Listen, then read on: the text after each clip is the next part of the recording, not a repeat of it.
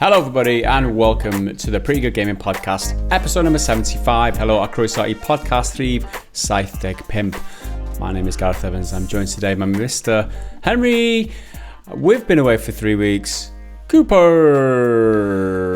It's been a long 3 weeks of basically nothing happening. Then something happened. Oh, maybe that's something. But no, it's been a lot slow news. 6 months really is what it's been.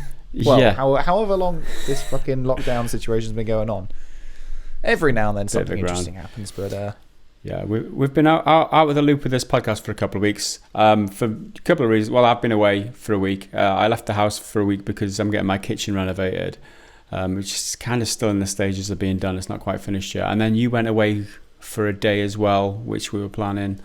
So the schedules didn't quite connect, which is why podcast 75 had to be delayed for a couple of weeks. But welcome along now, everybody. For those of you who have finally found another podcast of ours.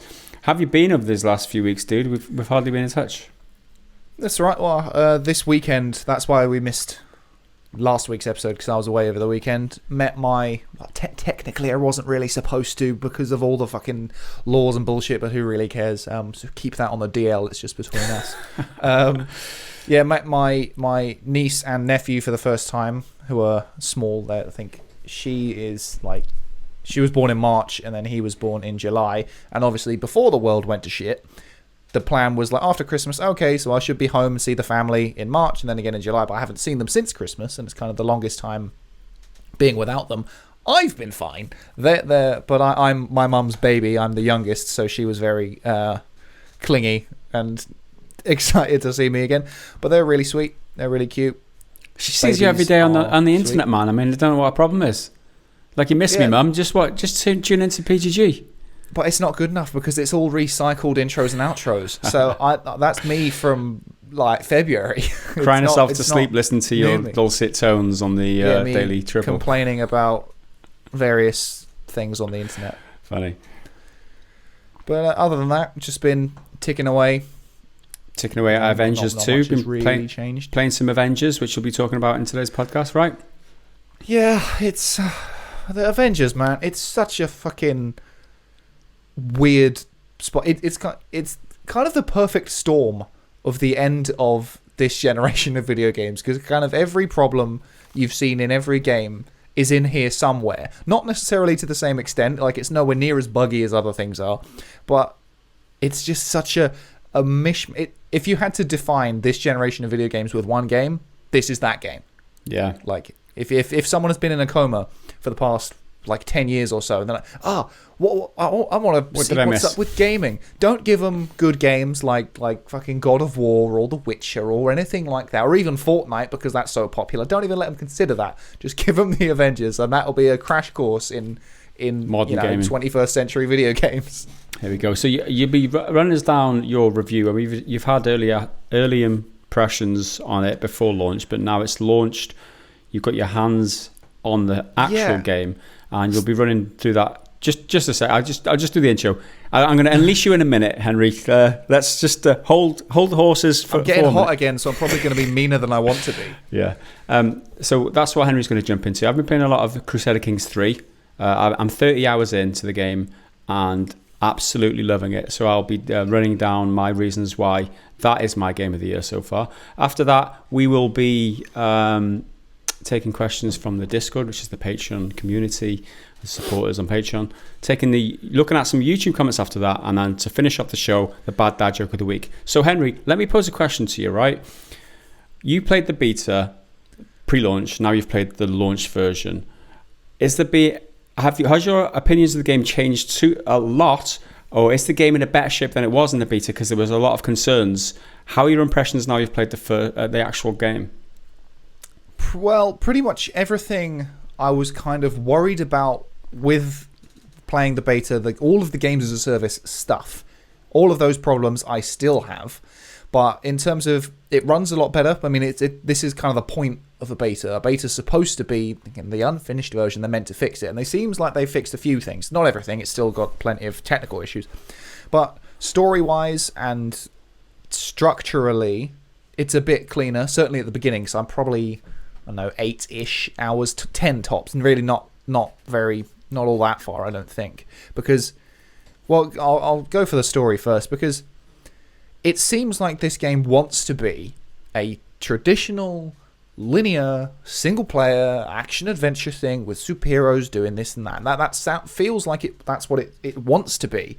But it's had all of this extra live service junk thrown on top. And I don't know, anytime I kind of get mad about it, I'm like, well, maybe that's just my preference. I don't like games as a service. That's just me. Maybe someone who really likes Destiny, who really likes The Division or Anthem or whatever, and they also like Marvel superheroes, maybe they're going to really, really like it. But the games as a service stuff just does not connect with me, and there's little bits of a really, really good game, at least in my opinion, what I look for in a good game. There's parts of it in there, and at times you see flickers of it, and it's, oh, that's really good. Like, the story is very kind of comic booky. There's a huge disaster. The Avengers are blamed for it, and they have to then split up and disband. They're, like, basically outlawed. But then there's one girl, she's like the old Avengers like super fan. She was at that event, and the event has given her strange superpowers, and she doesn't really understand what's going on. So she brings it upon herself to bring everyone back together to save the day. And all that works really well. It's very, comic booky sort of storyline, comic booky villains. I mean, MODOK is the villain, and from comics and stuff, he's basically a giant head in just sort of like a suit thing. It's really fucking weird. Like, is one of the most ridiculous comic book characters around. But he's great because he's just super maniacal and cackling evil guy. He's crazy intelligent. But they've done him, and he's kind of like that, and he's growing into that as time goes on, and all of the characters feel like the way they should. Iron Man feels like Iron Man, Captain America feels like Captain America, and they all play differently, which is great. But then you'll go from one story beat, it's like, okay, team, we're going to go do this, we need to get this part and do this thing, or whatever it is, and then you'll go do it, but then it's super like fractured, because the mission structure is, they call it the war table, which is like a world map type thing. You pick your different locations, different types of missions, but they're all sort of the same. It's very, very, very, very repetitive mission design and just sort of what you're doing in those places, because sometimes it's like, oh, you'll be in a city, or you'll be in the desert, or you'll be in the forest, but it's pretty much always wait in the area to hack something. It's not like there's a mini game or anything. It's just stand in an an area, like a zone, in a circle, yeah, or destroy the thing, which you just punch it a bit, or just clear the enemies, kill all the enemies, and the enemies are very, very recycled and repeated. There's a few different types, like there's guys who shoot you and guys who fly and shoot you, and like robots and tanks, but they're all quite interchangeable and very like faceless. They're just goons to wipe through, because the game, it's not trying to be anything serious in terms of story. It's not trying to go all Last of Us on you and make you feel guilty for butchering these people. But it's kind of like popcorn fun. It is very casual. It's very, very, very casual. And I think if you're trying to compare it to a game like Spider-Man from 2 years ago, it's completely not that. If you like Spider-Man as a character, and the reason you like that game is because you like Spider-Man, you'll probably like this one, especially if you get it on PlayStation, because he's going to be in it. Let that slide. We've talked about that before. Don't rant about that one. But everything else, as a game, if you're coming at it as a gaming fan first rather than a Marvel fan first, I feel like it leaves a lot to be desired, and everything it does has kind of been done better by someone else. Yeah, I mean, for my impressions of it, it seems like a mishmash of like bolted on ideas. I mean, if it was to follow the true single player narrative focused game, like a Spider-Man, superhero game like Spider-Man, that would, or God of War even. I mean, that would be a better proposition in my eyes. But the fact that there is game as service in there, and like you said, it doesn't.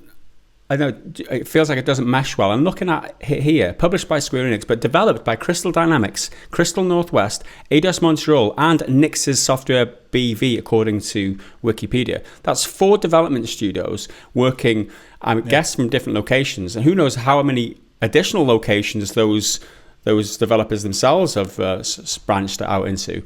So how coherent and how cohesive can a game be when you're working out of different locations? You can't. Is that a symptom of why this game feels so disjointed? I definitely think so, because Crystal Dynamics, they did the Tomb Raider reboot trilogy with Tomb Raider, Rise of the Tomb Raider, and Shadow of the Tomb Raider, I think. So I've played the first two. I haven't played the Shadow one. And they're very Uncharted-like, which I think is this kind of the cyclical nature, because Uncharted was inspired by Tomb Raider, and now Tomb Raider is inspired by Uncharted.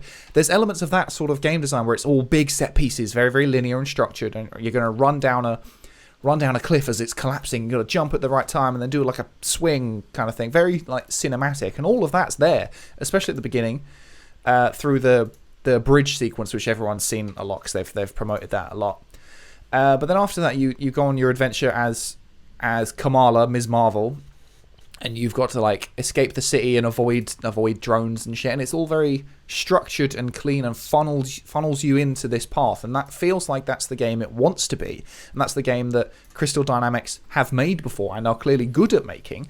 But then there's all this other stuff, like the gear is one of my biggest things, because I don't like gear games. Again, this is totally my preference. If you're a big loot shooter fan, like a Destiny fan, you're probably really going to like it in that way, but probably not as much as something like Destiny, because it doesn't even do that quite as cleanly as games like that have done. But it feels so totally sort of superfluous and needless, and literally all it is upping a character level, and that character level is needed to access another level, like another mission. And that's part of the reason the story feels so disjointed, because it'll be like, okay, we've just done this thing. All right, now the next objective is to go do this. Okay, cool. Can I do that? No, because my character's not high enough level. And yeah, I could probably give it a try, but I'm just going to get like annihilated. Yeah. So I've got to go do these other missions, which I've done 100 times to grind it up. To grind it up. And it's just, that's how these games work. And like, I get that, but it's just not something I like at all. Yeah, it's very tiresome, right? Like, and because it's the same thing. It's not like there's. If even the hacking thing, as I touched on before, if going to an area and your objective is to hack this, like a less combat heavy situation, if there's mechanics around it, that could make it a bit more interesting. But it's not. It's stand in the zone, punch a few people. Oh no, they're stopping our hack in that zone. Let's quickly fly over there, do that, and then kind of bounce between them. Yeah. So, but the fundamentals of the characters, I think, are great. It's very arcadey. There's not crazy amount of weight to everyone, especially characters like the Hulk, when you feel like there should be loads. He feels strong, but he should be like flattening people because he's the Hulk, right? Yeah. But they all feel like unique. Annoyingly, so in where I'm at in the story, I've still not got Black Widow or Thor, and they're still pretending that Captain America is dead, although there's no fucking way he's dead. He's got mechanics and cosmetics and all that. He's not. Wow, a bit of a spoiler in the menu screens, I guess. Yeah, I mean, he's and even past that. So in like the menu screen, they're all there lined up, like doing their hero poses. He's in the loading screen as well. Wow. Like he's right. He's on the cover of Obviously the box. Yeah. He gets a statue in the collector's edition. He's not fucking dead. Yeah, obviously. But anyway, so I haven't got him back yet, and that's kind of annoying because I've still only got the three. I've got Ms. Marvel, Hulk, and Iron Man, and they're a really good team. They gel together well in terms of like their characters and the performances, because I mean this game's got every sort of superstar voice actor around in the games industry right now. Everyone's kind of the best in the field, like your Troy Baker and your Nolan North. Yeah. Who's Laura Bailey, that is a big budget actor team, that is.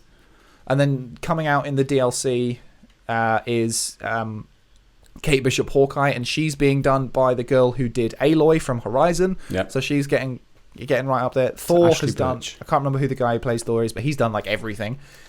So there's a great cast. Many of them have worked together in other games before, so they've got great chemistry, and when they're together, it's really, really good. But then when you're doing these missions that are just so repetitive, and it's just kind of grinding stuff. Yeah. It's just stuff. I mean, I get that, right? Grindy games can be fun if the gameplay ties it together. So my question is the gameplay or combat satisfying enough to overlook those grindy things? Because if it's not grindy if you're having fun, right? And how different are the characters and their combat mechanics to keep it interesting over the long term?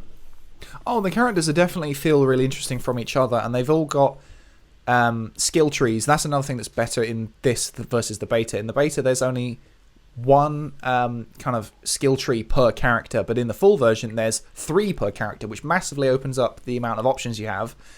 And that's kind of an incentive to grind, because then you unlock new abilities and stuff. Like, I can't get this until Hulk is level 25, then he gets a better like attack or whatever.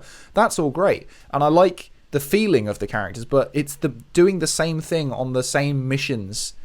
There's only so many times I can punch something as the Hulk and go, oh no, that was great. That's fun, yeah. Yeah, but I feel like that's kind of a problem that's going to get alleviated over time, and it's not an excuse or anything, but this is what games as a service is, right? Is that it's never good.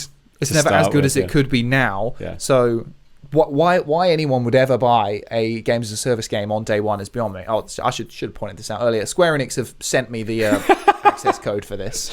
By the way, buying day one is Mug's game. Yeah, because I got this for free, by the way, if I didn't mention that. Well, no, I said that in the podcast last time, however many weeks ago it was now, that I wouldn't. This isn't a day one in my mind. I'd probably get it later down the line, because I like superhero stuff. Yeah. But I just don't. It's not there yet. It's not as good as it could be. Even in the games as a service-y type stuff of the grindiness and the looty stuff and the gear that doesn't do anything apart from change a number and maybe gives you some, luck of the draw status effect. Do you think it's a case of style over substance with this game? Because we talked about a huge budget on this game. They got the biggest, most recognizable characters in all of media pretty much, and they've thrown it into this game, and it's a great looking combat is good generally from what I can assume. Great looking game, but is it just like all style, no substance? Even then, I'm not even sure if that's the quite the right way to put it, because it's not that stylish. A lot of when you think of something that's style over substance, it's something that's really unique to look at and interesting in that way, but there's not anything kind of below the surface. It's not that interesting to look at, because it's a lot of sparks and a lot of razzle dazzle and particle effects and stuff. And as you say, it's the Avengers. They're like the biggest IP on the planet at the moment. But I don't know. It's just even the style isn't as good as it could be to compensate for these kind of lack of substance. And it's not like there is zero substance, because the skill tree stuff I think is great. It's just the gear that brings it down. The cosmetics that are unlockable through your challenge card. Okay, yeah, because that gives you something to work for if that's the kind of thing you want to do. Daily and weekly challenges. That always frustrates me, because you get 2 now, and then you've got to come back in a whole day, which throttles your progress. It's just a psychological hook, is what that is. It's a psychological hook to keep you playing, and get you addicted. That is them using your humanity against you, which is I don't know. It's a scheme. It's an evil scheme by these big publishers to keep you playing, to keep you buying, to keep their wallets fat. Yeah, but the thing is, there's microtransactions in it for your cosmetic stuff, and now they've announced, which is quite controversial, that the post-launch characters, their challenge cards, which are their battle passes, they will be premium, but they've not really gone into much detail about it, because some of the skins, most of them, you can unlock by just doing the story, or you can buy them from like vendors in the game, which is another thing that wasn't in the beta that perhaps could have been to make it a little bit more full. But that's just an extra way to get stuff. It's just stuff. But yeah, that controversy with the new characters having paid battle passes, it sounds horrific, and it's not great. I'm not trying to defend it or anything, but it's all of that monetization isn't even as bad as it could be. This sounds like I'm defending it, but I really don't mean to. Could be worse. Yeah, doesn't mean it's bad though. Doesn't mean it's not bad, right? The way it looks like it should be a lot worse than it is, and it is bad because it's premium currency in a full price game, which is never great. But you can earn little bits of it, but through doing different characters' challenge cards. I think the way they worded it for the new characters was really weird. It's like, if you play everyone's challenge card, you unlock enough credits to buy the new characters ones. So it's like, well, you're not really losing anything. Or if you do buy it, I think it's 1,000 credits, which is like it's just like $10 or something like that. If you do buy it, throughout that you will unlock that currency back in the form of as the rewards for the thing, and everything else totals up to around 100,000 credits or whatever. So really, you're making money. And I'm just like, wow. Come on, man. But then at the same time, I'm like, from a technical perspective, the game is quite large in sort of scope. Not like gameplay variety or anything, because it is very repetitive, but there's a lot of environments that are quite big and open, which take time to put together. There's 6 entirely unique characters which play differently and have their own strengths, and they've all got to be balanced and worked. And then there's all these new characters that are meant to be coming on. So I'm like, I feel like if they're having to put, or at least this is the way they would justify it, if they're having to, overload it with microtransactions and stuff because they can't afford to maintain these characters, maybe strip back the amount of characters you've got. Maybe just do a four-person team of, like, I don't know, Kamala. I mean, Ms. Marvel, I had no interest in her. She's sort of stretchy, which is kind of weird, but she doesn't have unlike Mr. Fantastic from the Fantastic Four, who's a genius. He's got all that going for him. I didn't know anything really about her, but she's quite a fun little protagonist. She's endearingly cheesy. I've not found her annoying or anything. So that's all good. But then maybe just limit your roster of characters. Maybe actually have Captain America die. Actually kill him. Yeah. Don't have him playable at all. And just have Ms. Marvel, Iron Man, Thor, and Hulk or something. I'm sorry, Black Widow, you're getting binned. You're getting axed. But it's almost like they've got... This is what it's such a mix. They want it to be this single-player thing, but it's got all this games as a service stuff. But the games as a service stuff doesn't gel with some of the other stuff and the way the missions are broken up. And then it seems like they're over-ambitious, being like, we're going to stick all these characters in, and it's going to be the ultimate superhero crossover adventure thing. And I'm like, right, well, that's all well and good, but is it good? Is that ambition of having potentially dozens of characters, if some of the leaks are to be believed, there's loads of characters, if that is going to harm the game experience as a whole, then what's the point in doing it? If you're just going to have all these characters, but the game itself to play them in is bad. And I'm not even sure it is bad. That's the problem, isn't it? I mean, games as a service, it's the promise of tomorrow above everything else. And I think that, you've summed it up to yourself, but the question for me to you is, what do they have to do in order to make it fun in the future? What you said, it wasn't a full price game on launch. What would make it a full price game at any point in the future? So what do they have to introduce? And short of going, you just need more stuff to do, because you can say that for a lot of games as a service games. What do they need, Henry? Come on, you're the developer now. You're the guy in charge. Well, I think it should be more. It needs to be focused. It needs to pick what it wants to do and do that. If it wants to do single player thing, do that. Well, I mean, there's all the co-op elements, so you can matchmake. That can all feed in fairly fine. But if you want to do full games as a service, do full games as a service. But I think as time goes on, they're going to start doing live events where you can have big bosses that suddenly appear. But you need that now. There are, I think they call them villain sectors, which are huge bosses, and I've got, I think, 2 on my kind of objectives list at the moment. But I can't access them because they've got to be a million levels higher than I am, and they're timed, so I've got a day to do it. And I'm like, well, I can't jump 30 levels in a day. What are you doing? Yeah. So I think I'm waiting for the game to do games as a service right, because I do believe it's not a fundamentally flawed way of doing things. I think so many games just kind of overcook it and just go too far, overly monetize it, overly grind it. But I think the kind of game this could be, which is that the Avengers are a global team, and the idea is that you drop in and out of different places around the world. If you can update that over time and do new missions with new objectives and new kind of ideas and stuff to do. I know you said don't just add more stuff, but the idea being that you're the global team who are watching the world in case there's a threat and have it ping up. That could be really good. It could be really interesting, as long as those things are fun and aren't just wait in the area, destroy a fuse box, kill the enemies. Yeah, it does. I mean, again, no, go ahead. Well, adding new characters, that's cool. Especially because they're going to be free, apart from the paid fucking whatever it's called.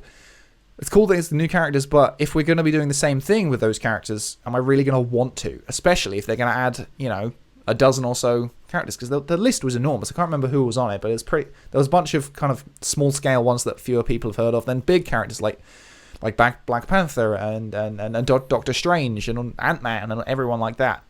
People who've had their own movies now, so people know who they are. Yeah. I just don't know if that solves the problem or is just a distraction. Yeah, I mean, for me, my impressions from having never played the game, what I understand, I don't think games as a service always puts me off initially anyway, but this seems like a type of game with such shallow systems outside of the progression that you mentioned was pretty fun. Shallow systems that it just wouldn't keep me interested, and it's the grindy, repetitive nature of it. I would just put this game down very, very soon after picking it up. But that's just me, right? I mean, everyone's each to their own, and this might appeal to a lot of people, and that's the reason they're making these games. Yeah. People want that power fantasy and want to play as their favorite superheroes, and this, I'm assuming, fulfills that. And the fact that it's co-op and there's a huge focus on your team, and it's up to 4 players. I think if they can add a function, which I reckon they might do it in the future, a function to switch characters in the level rather than having to be stuck as one and then fly out, quit out and redo it. Yeah. If you can switch characters, that's going to make it so much better as well. But also playing with other people and playing with your friends, and you'll be like, all right, you're Iron Man. We can kind of be like tactical. All right, I'll be Hulk and I'll run in. I'll take out the ground guys. If you're Iron Man, you fly around, take out all the turrets, and then airstrike them basically. Those kind of moments I can see being really, really fun and really great. But eating poo is probably more fun with a friend, but it doesn't mean it's great. That's the age old back for that pitch for the games as services that you could do anything with mates and it'll be fun. It doesn't mean that this game is good or you should play this game over any others. So there you go. So closing thoughts then, Henry. It's a bit of a damp squib, if I can use that turn of phrase. A bit of a promise. There's a promise of good stuff here, but only in your imagination rather than in real life, right? Yeah, I think this is the kind of game that it's probably quite easy to talk yourself into liking it or talk yourself into disliking it, if that makes sense. Because if you're just playing it solo, be like, oh, the story's great. It's just, it's larger than life comic book story with these, lovable characters, but also, but look at all this cynical games as a service shit. It's all blah, blah, blah. I watched Jim Sterling's video on it, and he tore it to shreds. He fucking hated it. And I was like, I don't disagree with anything you're saying, but I'm just not at the same extent of how much he dislikes it. I'm enjoying it. That's one thing I can't. Yeah. I said it before when I went with the beta. I can't deny that I'm having fun just playing as these characters because I'm a superhero fan. It's very casual. You can just kind of punch stuff, but I don't know how long I can punch stuff for. Yeah, would you still be enjoying it to the same degree if you'd have paid 60 quid for it? Probably not. So that is my bias from the get-go. And again, if you've got a team, play it with your mates if you're going to come back, but probably sit on it for a while, wait for it to get good. Get good and update and fix things. I mean, there's a bunch of technical issues which aren't as bad as they were in the beta, but they're your standard games as a service unpolished shit that we see over and over and over and over and over again, like rendering issues like that. I was having a conversation with Iron Man in the game, and his suit was just flat, no textures. It didn't render in properly. There was one time where he just got like a new suit in the story, his proper Iron Man suit, because he had like a hodgepodge one, then he got a proper one. And Ms. Marvel's like, oh, nice suit. And he's just not wearing that. He's wearing civilian clothes, like a t-shirt and jeans, because he's not in a mission or anything. I'm like, little things like that where something's gone wrong in the coding or whatever. It's just fix it. Fix it. And I know that's probably easier said than done, but you release this game now. Well, this should be out officially by now, but it came out on, was it Tuesday, Monday, one of them, for early access. But it is out. It's out. It's a full game that you can buy and play, and it doesn't matter if it officially comes out in 4 days' time. It's still out. But yeah, man, there's stuff to like deep in there. There's stuff to love very deep in there, and hopefully over time they can bring it to the surface and get that all good and nice and make a proper game out of it. But right now, it's just not there. It's just not it. Well, thanks for your impressions, Henry, and I'll probably do a proper review. Because this is just kind of impressions I've only played for you. I'll probably do a proper review at some point. Grind through it for us, won't you? Yeah. Well, today's Thursday. I'm looking at doing it maybe for Friday, but it depends how much I play later today. This afternoon. Story-wise and stuff. All right, on that note, moving on, if we're done with that, we can move on to a game which is all substance and pretty much no style. That's what we like. That's what I like, especially Crusader Kings 3. Game of the year for me so far. Oh my goodness, has this slapped me in the face. I mean, I played, just to set the scene, right, the kind of experience I've had with this franchise in the past. I played Crusader Kings 2 early on, maybe about 5 years ago, and I played up to 60 hours plus of it. That's not a lot. I know that's not a lot from a Crusader Kings standpoint, but I loved that game. I loved Crusader Kings 2. And Crusader Kings 3, I was looking forward to it, and it has not disappointed. So for those of you unfamiliar with Crusader Kings 3, because it's a PC exclusive, so you wouldn't have seen it if you're on consoles. And this is the type of game that needs to be type of game that should be available to console players, although it's almost impossible because of the hardware required. But I don't know. I'll talk about that, how it's running pretty well on my MacBook as well. So I'm sure it could be ported to a console in the future. But anyway, grand strategy game set in the Middle Ages, made by Paradox Interactive, and oh my god, they've had a lot of criticism in the past of Paradox about the DLC systems, the amount of DLC that they brought to Crusader Kings 2, because they just keep adding DLC after DLC after DLC, rather than adding like huge expansions or making Crusader Kings 3 in the past. They've kind of milked Crusader Kings 2 dry for the last 7 years or something since it was released, but now they've come up with a sequel, and it's a worthy sequel. It really is. I'm going to talk you through in a bit about some of my favourite things that they've added to the game. And if you're unfamiliar with this game, it's about characters, right? You create a character in the Middle Ages. Think Game of Thrones, right? Vassals, lieges, levies, armies, commanders, castles. There's all that to it. It's all that great Middle Ages. Pretty much my favourite genre of game. World War II's up there too, but Middle Ages, this type of feudal warfare, amazing. I love it, right?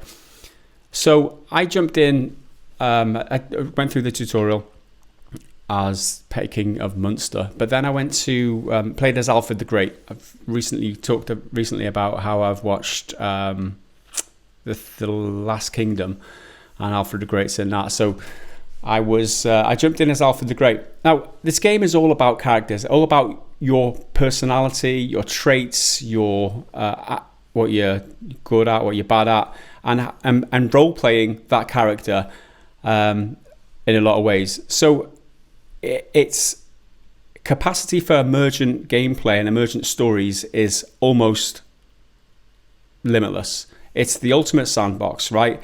It's like a board game, right? And all these characters and pawns on the board moving around and all interacting, regardless of whether you're interacting with them or not. Everything happens as time ticks by. Everything happens, and it's your place to kind of feel your way through this world as time goes on. So I jumped in as Alfred the Great, and my plan was with this character to make him he is a genius to begin with, and personality traits like that are congenial, so they can get inherited by your offspring. So I thought, well, if I can keep that family trait going throughout my lineage, I can just keep playing as Alfred the Great's descendants, because when your character dies in this game, you just play as one of the descendants.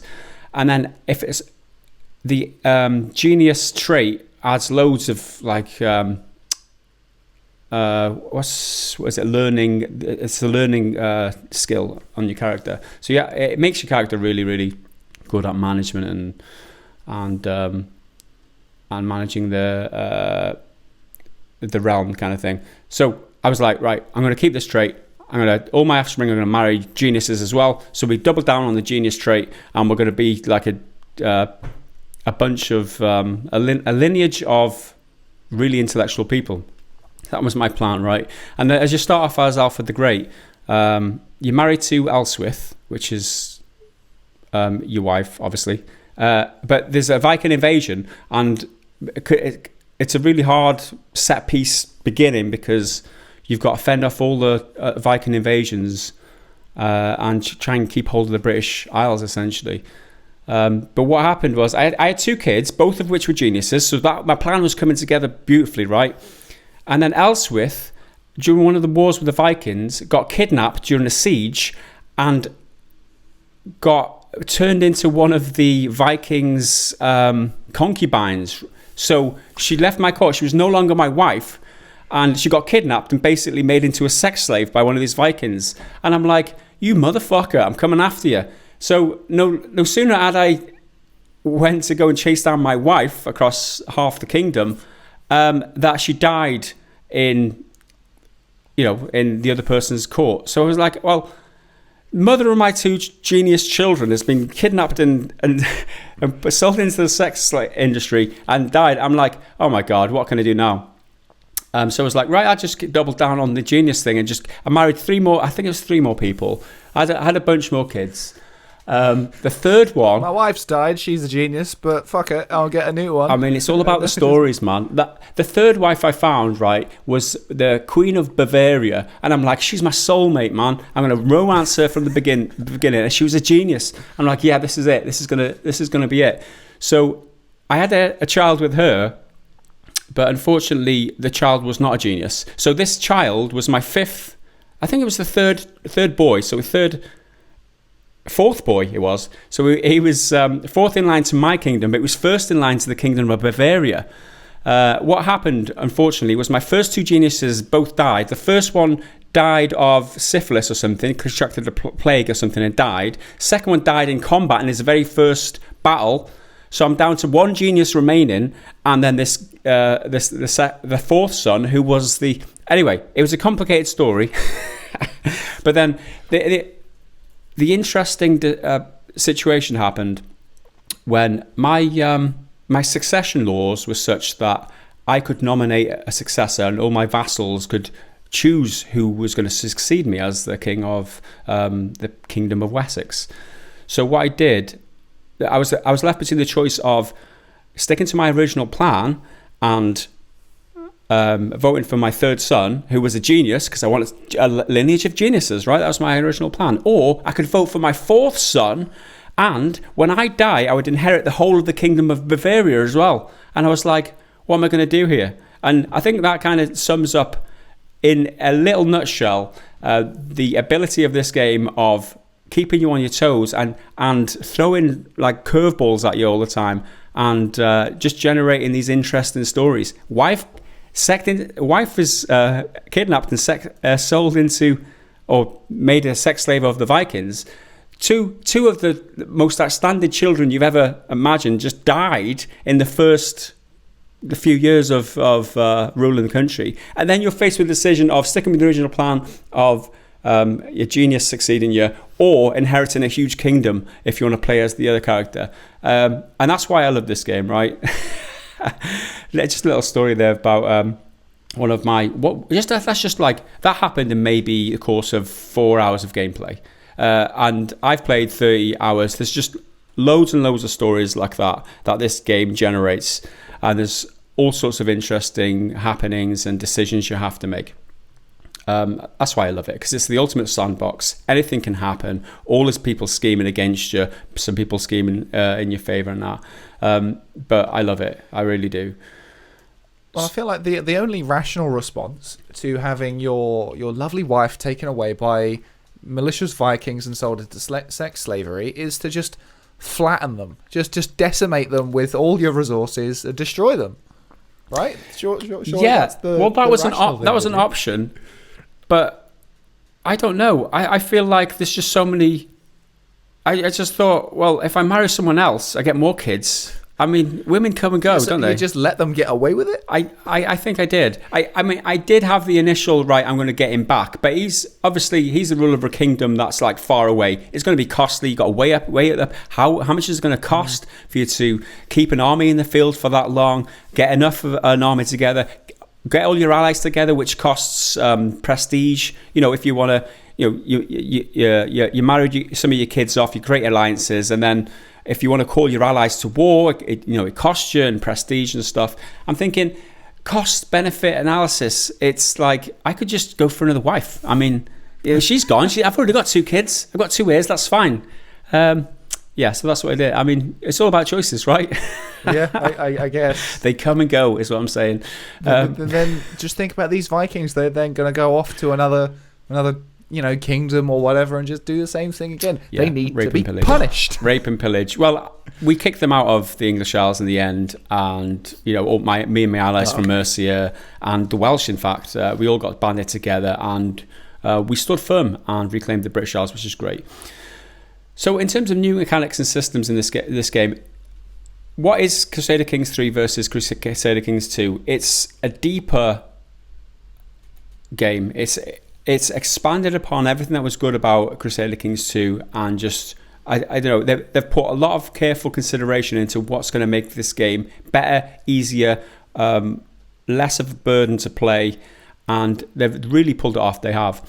One of the biggest improvements for me is the lifestyle choices. Now, apparently they added this as DLC in the original Crusader Kings 2, but this is the first time I've me experiencing it. So you've got 5 main traits: diplomacy, martial, stewardship, intrigue, learning. So depending on your figures or the number that's under those traits, how good you are at commanding armies, for example, if your martial is really high, or how good you are at generating income, or how big your tax rate is if you're a good stewardship, whatever.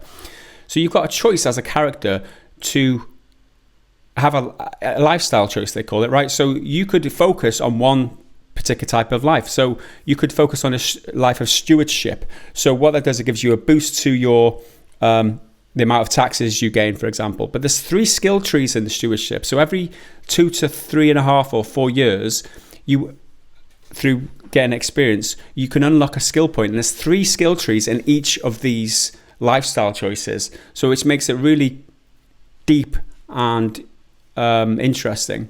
So you can throw these skills into throw the experience into these skills, which can make adapts your player character to make them a lot better at like gathering taxes, or a lot better at leading armies, or defensive sieges, or there's just loads. There's hundreds, maybe, I don't know if there is hundreds. It probably is hundreds of perks that you can pick. So that's great. So you can customize your player character and focus on something very specific in order to achieve the aims that you've set yourself, or the goals that you've set yourself, which is great. Once your character dies, obviously you've got to restart with a new character, and all your skills are reset and that. But the next character might be proficient with intrigue, for example, and you could scheme your way to the top and become a king that way, or an emperor, or whatever. Another new thing is vassal contracts. So you can, and I'm pretty sure this wasn't in Crusader Kings 2, where you can individually increase and decrease the taxes and levy rates and other terms of the contract with your vassals, right? So you can set one to high tax rate if he particularly likes you, because you'll get away with it, or you can set one to a low tax rate and low levy rate if he doesn't like you, to try and win his favor, kind of thing, which is good. It's a nice little touch. It gives you a little bit of depth there, because it gives you more skills to your more things to be able to make your life easier if everyone's against you, for example. Hooks is the next biggest improvement for me, or inclusion in this one. Now, hook is a bit like leverage you got over somebody. So a hook is something that you get by doing someone a favor. You can know a secret about them, or if they're an immediate family member, you've got a hook on them as well. So basically, it can allow you to modify your vassals' contracts. You can stop them from joining factions against you, for example, if you've got a hook on them, or you can marry someone off with a hook, and you can get them to vote the way you want them to vote in an upcoming election, for example. So hooks are really an intrigue type of mechanic, which really makes it a bit, deepens the gameplay for me. So the last one improvement, or the last addition to this game, which I think is really interesting, is the stress thing. So your character's got stress now. So based on all your personality traits of your character, say you might be just, you might be brave, you might be honourable, you might have those character traits. So when the dialogue box pops up and you've got to make a decision about the realm, about your relationship with somebody else, if you choose a decision to try and get an outcome that is against your character trait, you gain stress. So for example, if you're a just character, but if you make a decision which is going to strip someone of their title or do something mean to someone, you'll gain stress. Now it's interesting. If you get too much stress, you suffer a mental break, right? And then it gives you an option, a dialogue option of how to deal with this mental break. So one of the options sometimes is you turn to booze so you become a drunkard, so that you get that as a character trait. It will debuff your diplomacy, but it will allow you to deal with all the stress you've got from making bad decisions as that character. Now this is an awesome way of enhancing the way that you role play as a character, because each character has all these traits and they're all random depending on the situations that they've experienced as a child or how they were brought up. The guardian, as they were growing up, has kind of formed this character, or your congenial traits, or what you like, parents were like, for example. So a lot of the time you find yourself, right, my character right now is a greedy, cruel character. So you find yourself having to make the decisions which are in line with his character traits. Otherwise, you'll suffer the consequences, which is great for role playing. I very rarely feel compelled to role play in games like this. I just want to play it and take my own path to what I would do in that situation. But now I find myself, right, what would this guy do in this situation? What would King Alfred the Great do in this situation? Because he's a drunkard now, and he's a greedy, cruel, and he's sadistic. So he would imprison the guy or burn the witch at the stake, for example, rather than let her free. And I find that's really interesting, because there's very few games that compel me to want to role play in this way, and this is one of them. I think it's great. So when you started talking about a stress mechanic, my immediate thought was, the world's stressful enough. Why would I need that in my video game? But the way you describe it there, that actually sounds really compelling. It is very fun. It's very fun, and it's just an example of how the developer here has thought about what's going to make a great, deep, engaging game mechanic, right? Yeah. And it's exactly the opposite of what we were talking about with Avengers, where you stand in a circle and wait for something to complete so you can continue and do the next thing. It's like it's all these little decisions and these little complexities that make these games, a grand strategy game like this, that much more engaging and awesome. Yeah, I think that there seems to be. Well, I've noticed more and more recently. Perhaps it's probably always been there, but I'm becoming more aware of it. Is game? I often think of gamer games.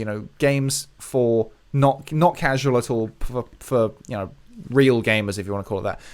Loads of mechanics, loads of stuff to engage you in different ways. And then I look at my game of the year at the moment is Doom Eternal, which made a game out of the kind of boring stuff. Like when you run out of ammo in a game, you reload or you find more. But in Doom Eternal, there's a mechanic for that, which is what's the ammo one? It's chainsawing someone or something. Yeah. But there's so many people who really don't like that. Because Doom's the classic franchise. It's got a lot of core gamers who play it. But then a lot of people really don't like that about Doom Eternal. I think it's just such an interesting mix, because in my mind, the more hardcore gamers or whatever would be really into that, because it's adding more engagement and more. It's gamifying this kind of basic thing. Instead of just pressing a button, okay, now you get to do a thing and engage with it. I don't know. It's just sort of an observation I've made more this year than before. And this sounds like the kind of thing where it's super mechanically driven. Everything's got systems that you have to remember and work with. And that sounds really interesting to me, because I like a lot of system stuff, but sometimes it can get very overwhelming. And I feel like so many people would just don't get that way of thinking. Yeah. I mean, a lot of games these days are made just based on aesthetics, right? And like if it looks great, wow, it's going to play brilliant. Let's get that game. And that's not for me what appeals to me about games at all. Which is why, I mean, this game aesthetically, it just looks like a bunch of spreadsheets, right? All right, you've got an overworld map, and there's a load of numbers and figures and things to look at once. Loads of menu screens popping up. Yeah, it's not exactly cinematic. No. Which is what a lot of games are these days. So, I mean, that is one criticism. And but that's just the genre, right? If you're a newcomer to this type of game, it's overwhelming, it is. But they've done a great job with the tutorial this time. They've done a really good job. The aesthetics, for what it is, much improved on the original. I think it looks great. The map looks great. I think everything looks great for... They're maximizing how good it can look, considering what it is. So I think it's great. And what I've talked about here, I just meant basically my, one of my best experiences in the game, like a part, an anecdote from me playing, as well as some of the best mechanics that they've added since Crusader Kings 2. I haven't even scratched the surface on the depth and complexity of this game. There's so much more to it. I'm not even a third of the way through all the things. There's so much more to this game, and it's the sum of its parts, really. There's so many different systems and mechanics and everything. There's religion in it, which plays a huge part. There's your dynasty, and how the wars work. I mean, I'm not really going to touch into it. I've talked enough about it, so I'm not going to go in great detail. I've just talked a little bit about what I've enjoyed from it. It is definitely my game of the year this year. It's taken it from Mountain Blade, Bannerlord, was it? Bannerlord? Yeah. I'm confused. But that was an early access, and there's still a lot of rough around the edges. I've heard that people have having problems with this game, but I haven't experienced any problems in the preview version that I've played of this. There's a couple of things where sometimes the war that you're fighting at the moment just is bugged out, and it says you're at war with someone who you're not, or some of the information in the one of the menus isn't that good. But I think this game's great. It's great for newcomers because it's more accessible than games like this in the past. Crusader Kings 2, for the example, and I think it's great for Crusader Kings 2 players as well, who want that same kind of experience but more in depth. I think the UI this time is great. Whenever you hover over something, if ever you're not sure what something does or what something means or how it relates to something else, you can hover over it and the tooltip will pop up. If you keep hovering there for like a second or two, the tooltip will lock, and then you can scroll your mouse into the tooltip and hover over anything in the tooltip, and you can cascade your tooltips like, oh, I know what that means now, but what does this mean within the tool? And then you can just keep going and just figure it all out as you go along. Eventually, you don't need the tooltips because you're learning as you're playing. But this is a game that does have a very steep learning curve. But once you get there, for every hour that you're playing, you're learning something new. But I'm still learning now. 30 hours in, I'm still learning about how to maximize, your relationship with the Pope, for example, and how all the religion works. You can make your own religion in this game. Make your own religion, right? This is just another, off the top of my head, example of how deep this game is. If you're not happy with Christianity, right, make your own religion where cannibalism is the norm, and it's praised by your Lord, right? I mean, that sounds exactly like the kind of thing I do. Just some crazy murder cult. There you go. Fuck with you can make your own crazy murder cult in this game and conquer the world. And so the whole world, or at least between Great Britain and India and North America and the top of like Siberia or whatever, you can conquer all of that with your cannibalist tribe. You can do that in this game, and that's what I love about this game. Another reason why I love it. What other game offers that as a gameplay option? There you go. Not many, I'll tell you that. Crusader Kings 3, definitely my game of the year so far, before Cyberpunk comes along and probably gives it a run for its money. But we will see. It will take a lot. That's it. Anytime anyone mentions their game of the year, someone will comment. Asterix. Yeah, but Cyberpunk. Yeah. Maybe. It won like 5 awards at the Gamescom, even though it's not fucking out yet. How does that work? What the hell? How does that work? No idea. Wins awards before it's even out. Yeah, I guess some people... Well, I was going to say at the show, but it's not like a physical thing anymore. But I guess some people... The people who got to vote, surely they got to play it, right? Well, we didn't get to play it. No, how does that work? It's not good enough. Arseholes. Anyway. I know, man. My petulant frustrations aside, that is it for Crusader Kings 3 for the time being. I'll be getting back to playing it later on, no doubt. But let's move on now to the community section of the podcast. And we're going to start this with the new and increased pledges on Patreon over the last 3 weeks since we've been away. So we've had 2, but they're pretty substantial, or one of them is at least. James Palmer's a new $25 patron. $25 from James Palmer. Dude, take a salute. Thank you very much for your support. We really couldn't do it without the patrons. The one and most important thing in our existence is the patrons. Without patrons' existence, we wouldn't exist. So a huge thanks to Mr. James Palmer. And Android 13 increased the pledge from $1 to $5. Again, thank you very much. Every single dollar makes a huge difference to us in our productions. So if you do want to join the community, get early access to the podcast every week, ask us questions in the podcast, and access the patron-only Discord area, then you go to patreon.com/prettygoodgaming and sign up there. And with that said, let's jump into the questions for this week, put to us over the last 3 weeks. We've got a lot to go through. We've got 3 weeks worth of questions from the patrons, and we're going to start as usual with the Metal Shark quiz. Right? What is the quiz this time? Yeah, so you got there just in time today, Metal Shark. Well done. Literally, as we were preparing the notes for this. So where are we? Excuse me. I'm hoping I'm not too late. No, you weren't. Quiz this week for Gaz after Henry's awesome 10 out of 10. What did I can't, so long ago now, I can't even remember. Was it heights? Was it character heights, I think? So I was really offended that Doomslayer is only 6 foot. Yeah. Like, what a little wimp.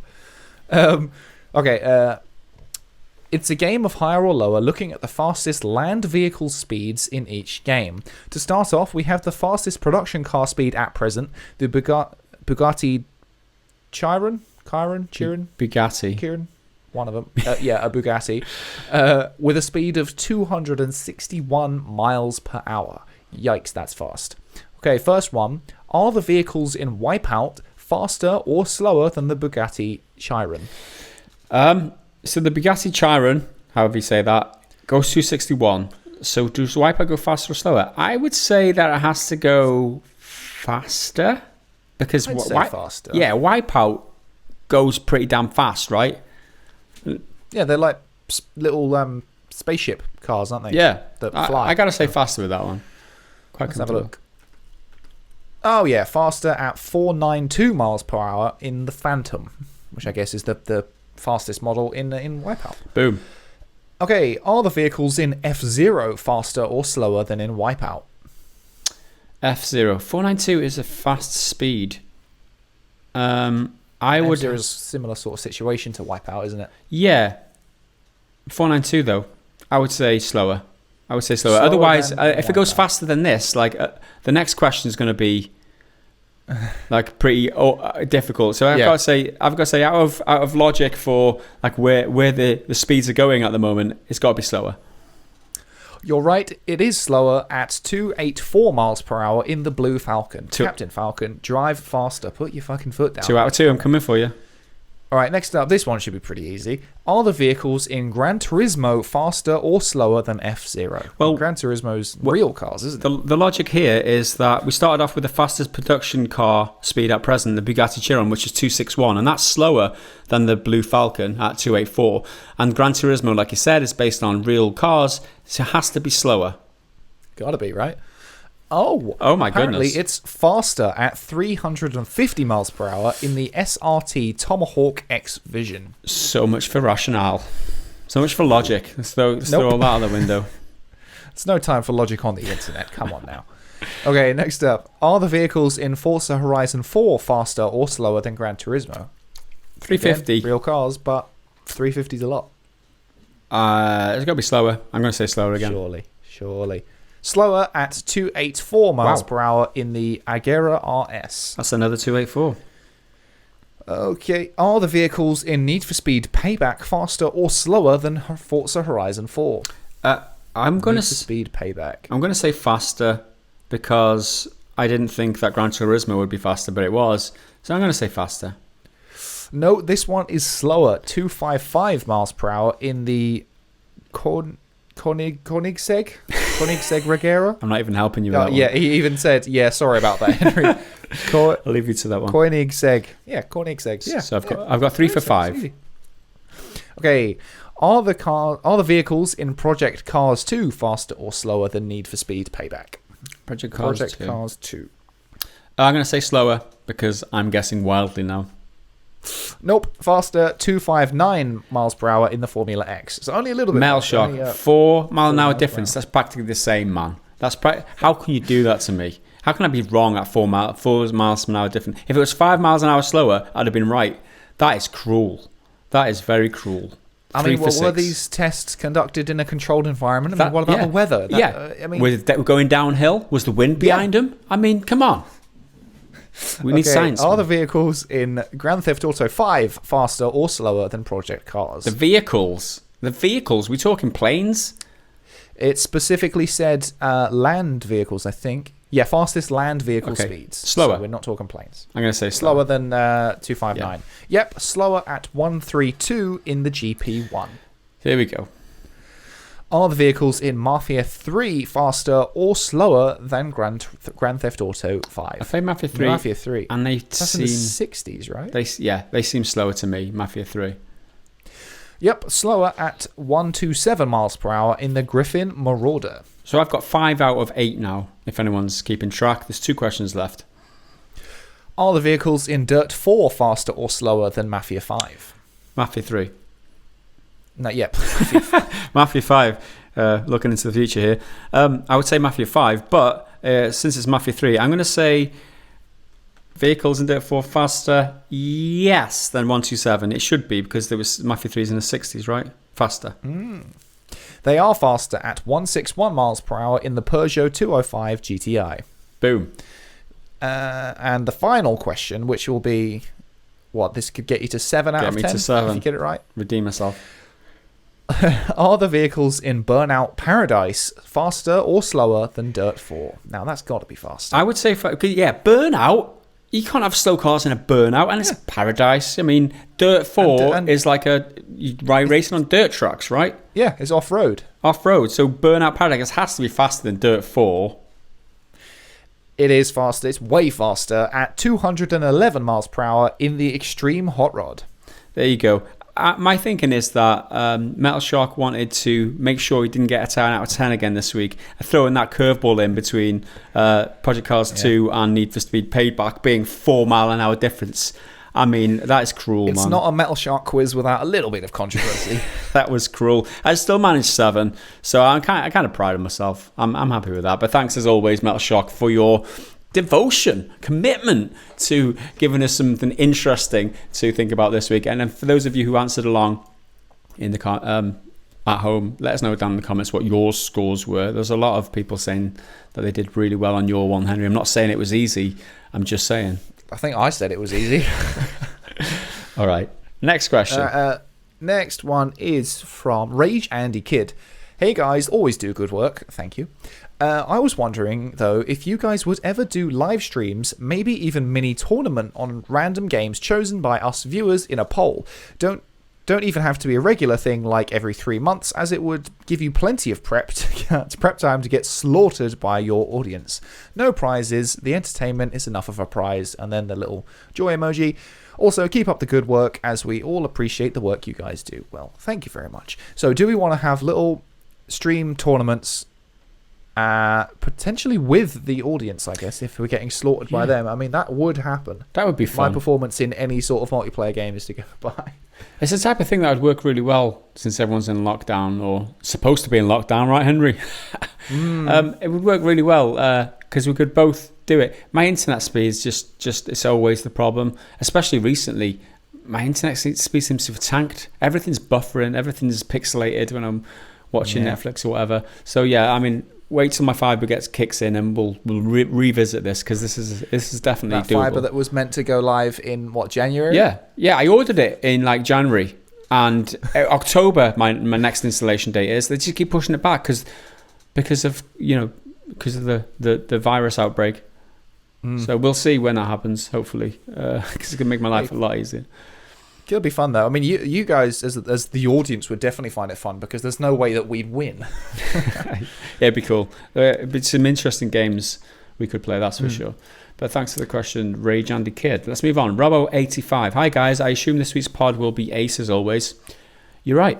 Anyways, we're waiting a little while. Yeah, worth the wait. Hopefully. Another question for you both. With major games media quoting consumers outraged by anti-consumer practices by Sony, for example, needing a DualSense for PS5 games. The question is, do you think this is mainly outrage from the US, and most people outside the US are not really that bothered about Sony doing what normal console generations do? Do you think that the Rona not happened, this type of feedback, that had the Rona not happened, this type of feedback would not be as loud as it seems to be? What is the Rona? It's because we can't say the word. Oh, okay. If that hadn't happened, the Rona, fever. the Foster's fever. Had that not have happened, would it still be as bad? I don't know. I didn't see a lot of outrage over this. Are you familiar with this outrage? Yeah, I don't remember people being outraged, but I think, well, for starters, this thing, calling this explicitly anti-consumer, I don't think it's fair, because like this exact example of needing the DualSense for the PS5, because that's, I mean, at least it's supposed to be the kind of next level. It's meant to be an upgraded controller. So they, if that's the only way they can make the games work with it, because these games are using those features that aren't available in the DualShocks. Yeah. Then yeah, I think I don't think that's overtly anti-consumer. That's just neutral. I think there's pro-consumer, then there's like a middle, and then anti. I don't really think that's anti-consumer at all. It's not really pro-consumer, but like it's whatever. I don't really have a problem with that. But the question about mainly outrage from the US, I mean, it's probably going to be biased from the pair of us not being in the US, but I think so much game outrage comes from the US. So much of it does, because that's the center of Western gaming, and that's where most games media, like the big ones, are. So much of it seems to happen from there. I mean, this is my own presumptions, but chances are, if I'm reading a nasty comment, you can normally figure out. It's safe to assume that's probably an American, especially by the way some of them write. Well, yeah. I mean, if it's a Brit, that it's scripted slightly differently. But I mean, our comments are weighted towards the demographics of the channel, which are mainly Americans anyway. So yeah, I guess that's it's going to be skewed in the amount of Americans who are triggered on our videos, because most they are mostly Americans. But us being British triggers enough people anyway. So. A lot. I mean, anything can trigger people these days on the internet. It is the internet. So I don't get this at all. It's a new console. It's it comes with new accessories, and you say it's anti-consumer because the new games are going to work with the new accessories and not with the old ones. It's a nonsense. You don't have to buy a new controller. You have to buy an extra one. So if you're someone who's primarily playing multiplayer locally, yeah, okay, I can see that being annoying. But you get one with the console, right? Extra for the new controller, you get Get one anyway. Anyway, thanks for the question, Robbo. So then the second part. Do you think the Foster's Fever thing has made things worse? Absolutely. Everyone's pent up. Everyone's frustrated. Even outside of gaming stuff, everyone's, I think, just a little more hot-headed, short of fuses. I mean, look at everything going on in various parts of the world. There's a lot of controversy happening everywhere, and I think there's kind of been a melting pot of everything going on. Everyone's stuck at home, can't really do a lot. It's not exactly helped the situation. No, it's not healthy mentally for a lot of people. So yeah, people's problems get vented online so often that you can see definitely it's helped. Anywho, let's move on to the next question, which is from Vienticus Prime. Well, if Gaz's response to my question last week was, oh shit, I can only imagine what it will be to this question. The Triggered Fanboy comments are fun, but come on, let's all admit we've all had our moments too. So what are a couple of yours from the past? So this, I guess, this is what moments have we had where we've been the triggered fanboy commenting on things. Yeah. One I can think of for myself is not really a triggered fanboy per se, but what happened was that a friend and I had some e-beef with a group of people, so we went and flamed their message board. Realised this was in the old days. Realised that this was in the old days where some of the message board services were just a limited cache of posts, so that the oldest post was deleted every time a new post was made. I'm pretty sure there's a record of it somewhere if you do a search for Vienticus Prime and Zarax. Ah, youthful stupidity. So have you ever made triggered comments? I've never been a commenter, really. I mean, I don't think I've ever been triggered on the internet, to tell you the truth. Can't think of one instance. You're on brand with your rants. Are you sure? Or is it all just phony? It's all you're putting it on. You're an act.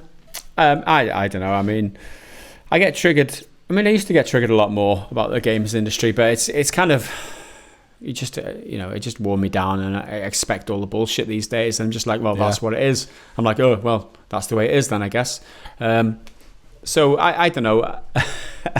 The triggered fanboy is something that I really love. I guess I got upset about. I can't think off the top of my head. I mean, you could pick many of the instances where I've been triggered on this channel and pick one of those. But yeah, I can't think of anything specific where I was a huge fan and then I got triggered about it. Yeah, I've never been a person to make comments on stuff, because normally I'll be like, oh, I feel that way, then I'll move on with my day. No, I mean, I sometimes get triggered by our comments on our videos, and then it's a toss-up of, do I go down the rabbit hole of replying to this fuckwit?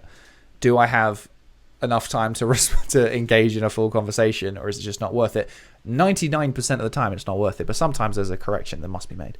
Yeah. I remember maybe once when I was a teenager listening to like metal music on YouTube, there was this sort of movement, I guess, that all the real metal fans were going to go onto like a Justin Bieber video and comment like, oh, this sucks, or whatever. And I think I remember thinking, oh yeah, fuck Justin Bieber, that's not real music. But I don't think I ever actually did it. Because again, like I was like, yeah, fuck him, he's whatever. But I mean, who really gives a shit? Just let him do what he wants to do. Let's turn this question around then. For the viewers at home, what were your favourite instances of us being triggered? Let us know down in the comments below. And let's move on to the next question. Is it me to read?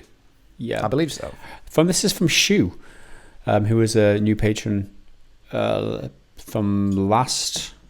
This must be a month ago now, but in the last podcast I read his name out. I know that similar questions might have been asked before, probably once, more than once, but since it's impossible to go through all the past questions, I'll ask anyway, smiley face. Can you guys recommend some of your favourite games that you absolutely loved but haven't got any major attention and or critical acclaim? I know there are a lot of indie games that would fit this description, but I'm more interested in the slightly bigger titles that maybe had only local success. For me, that would be Drakensang, The River of Time. This is a 2010 German CRPG game. Actually, it's a sequel, but the first one wasn't that great. Based on local pen and paper systems called The Dark Eye. In terms of gameplay, it's somewhat reminiscent of Dragon Age, but with great fairy tale-ish atmosphere. User score on Metacritic is 8.7 based on 20 reviews, and only 2 critic reviews, 80 and 70 points. Any games like that on your lists? Henry? I mean, one I've definitely spoken about before is a game called Binary Domain, which is sort of Blade Runner-esque idea. It's about sci-fi third-person shooter shooting robots, but the idea is that are the machines really human? And I think there was some really, very, very basic and very flawed in a lot of ways, but a lot of good systems for giving your teammates commands, because you're in like a little squad. I thought that was great. Shooting the robots was always satisfying, because the way they built them was that they'd like crumble and different parts would sort of fall off and break, and you'd blow their legs off, but they'll keep crawling towards you. And I felt playing that at the time, I can't remember when it came out, probably like, it was last gen game, so probably like, I don't know, 2010, somewhere around that.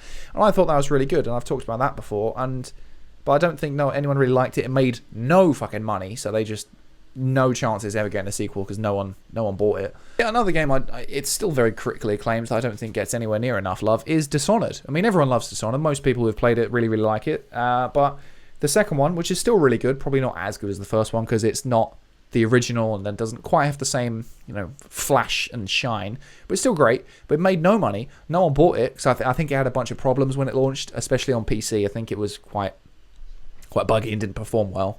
So no one bought it, and now it's gone. Dishonored was really, really good. Excellent piece of video game storytelling because the world changes depending on how you behave in overt ways, like you'll get a good or a bad ending. But then in more subtle ways, like if you kill people and play lethally as opposed to non-lethally, there'll be bodies everywhere, which leads to more rats in the world because there's plague rats. It's kind of like a running thing in Dishonored. And it goes really gloomy and dark all the time. Whereas if you're playing more non-lethally, it's a little bit brighter, not quite as dour. There's fewer rats everywhere and fewer bodies rotting in the streets. And I think it's brilliant. And it was really creative first-person shooter, but they've just let it slide. And I think it's such a shame. And it needs more critical acclaim than it already has. Yeah. And more commercial attention, I think. Because not enough people give enough of a shit about Dishonored. I think that for my answer, my favourite games I loved haven't got the attention or critical acclaim. I mean, I could reel off a bunch of indie games, but that's not specifically what you're asking. I think State of Decay, that series, doesn't get enough love. And I think I started playing State of Decay 2 on Game Pass the other day, and it's very janky. Yeah. But I thought it was great. And now I'm really excited for number 3. Yeah, absolutely. Because everything I don't like about it should be then fixed in number 3. It's one of those games that people can easily bash. But if you play it and like it, it's a great game. It really is. There's a lot to it. It keep you going. So I like that, right? And also Vampire as an RPG. Oh, third-person RPG. Totally. That's just a good game. It's just there's just more to it than your regular third-person RPG. There's characters there that are interesting that you've got to try and get to know, and then you got that moral decision: do you kill them to feed and grow as a vampire, or do you let them live and then things are easy for you in the environment or whatever. I think it's a great game because it's bringing something new to the table, which we're always criticising games for not doing. These aren't AAA games either. These are like AA plus games or whatever. Not huge budgets, but they're inventive, they're creative. They try and do something a little bit different, and I like that. So those would be my 2 picks for games that if you kind of like the look of it, but you're put off by the bad reviews, try them. State of Decay 2 and Vampire for sure. Especially if you've got Game Pass, because State of Decay's on it, and for first glance it can look a bit like, oh, that looks pretty janky and just a generic third-person zombie action game, but it's all about the resource management and the people and the gameplay loop of going and getting supplies, bringing them back and building your community and shit. Yeah. So I really enjoyed it. Yeah, and Crusader Kings 3, by the way, is on Game Pass. I didn't mention that either. But Crusader Kings 3 is day 1 of Game Pass. Oh my God, what a deal that Game Pass is. I cannot... Game Pass is so good, man. So good. Anyway, played Crusader Kings 3 as well. Thanks for the question, Mr. Shu, sorry. And let's move on. And the next one is a very controversial topic from Josuervo 47. Say, fools, hamburgers or cheeseburgers? Personally, I love this sentence. I've reread it so many times. Personally, I think cheese needs to be chin-checked and learn its goddamn place. I'm tired of that shit insistently trying to insert itself into my world. Fuck off, cheese. Get away from my loved ones. Hashtag Team Hamburger for life. And I'm totally on your team. Hamburgers, cheese. I used to dislike it as a child because I think I was it like a buffet or something. Cheese squares. I thought that's white chocolate. Picked it up, bit into it. No, it's fucking cheddar cheese. And that haunted me. I used to say I dislike cheese. I don't think I do dislike it. I just don't really care about it. But get it out of my burger. I don't need you. You're a waste of time. Take that bit of cheese and put in an extra burger. For me, as a meat connoisseur, right, I would say that it depends on the quality of your burger patty. If your burger is seasoned and it's of high standard quality beef, and we're talking the Black Angus or something, you don't need cheese. However, if it's a cheap burger, and it's of inferior quality, then maybe a little bit of cheese to tie over the flavour. Yeah. So I mean that's the way I see it. I like cheese. I've got no problems with cheese. Cheese is welcome in my house at any time. But it does depend on the quality of the meat. And fuck burgers, man. Steaks are where it's at. That's true. Steaks are great, but every now and then you want a fat, dirty burger that you can barely fit your face around. I mean, if cheese is in there, I'm going to eat it anyway. But if I was given the choice, nah, get out my face. give me more burger. I'm in question. I mean, if you've got a barbecue, if you're starting a barbecue, it's a sunny day, you're cracking a few cold ones, the barbecue's lit. What's your first thought? Is it burger or is it steak? I know I'm doing. It's steak every time for me. I mean, yeah. Well, I never really consider steaks when it comes to a barbecue. It's normally, I mean, I know it's great, but it's just not something I ever really think about. Burgers and sausages are a must, and then all the other stuff is optional, like a steak or chicken bits. Yeah. Or and corn or something. Yeah, if any fucking vegans are there, maybe you can have a corner of the grill. Yeah. But burgers and sausages are there like the staple without fail. There you go. Thanks for the question, Josuervo. Or Josuervo. I think you're up on the next one. Earthworm Ben is next. A lot of games have already or will be using some form of adaptive shading to alter the resolution on parts or all of the screen to ensure the game runs at 60 FPS always. What do you think about advertising a game as 4K that uses these methods? Is it the same as a dev that states the game excuse me. Is it the same as a dev that states their game is 60 FPS yet lingers at around 50? I mean, if they're using this technique which allows it to run at 60 FPS and it stays at 60 FPS, it's not mis-selling. It's just a technique they've used to allow it to run that fast. I mean, I would rather a game run smoothly than look amazing. But that's your decision to make in your settings on a PC, for example, or on consoles these days too. Would you rather go on an enhanced performance mode or quality mode, so 30 FPS with shinier graphics, or 60 FPS and blurrier graphics? I know my preference would always be 60 FPS. If this is the technique they're using to achieve that these days, that's fine by me. I think 4K is such like a marketing buzzword these days because it barely means anything. I mean, isn't it I think it's the PS4 Pro that claims to be able to do 4K, although technically it can't. Upscales, it's not it's not native 4K, which is its own thing. And 8K is now the new flavor of the week, so that'll be the thing. I mean, I'm with you. I'd rather have smoother performance and a lower res.